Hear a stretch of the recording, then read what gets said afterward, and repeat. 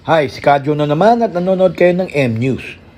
May bagong striktong ordinansa ang Manila LGU.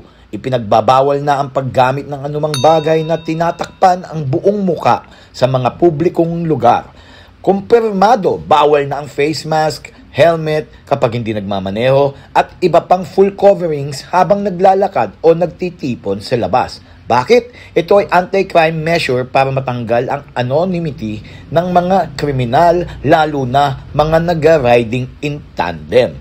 Sabi ng LGU, ang pagtatago ng identity ang major problem sa surveillance at paghuli. Kaya kailangan makita ang buong muka para deterrence, taasan ng risk na mahuli ang mga kriminal. Identification, gawing mas reliable ang CCTV at eyewitnesses account para sa law enforcement. Inaayos pa ang implementing rules pero magkakaroon daw ng exemptions para sa may mga medical conditions o religious reasons. So, ano po reaction nyo dito? Ako po ulit si Kadyo. See you guys next time.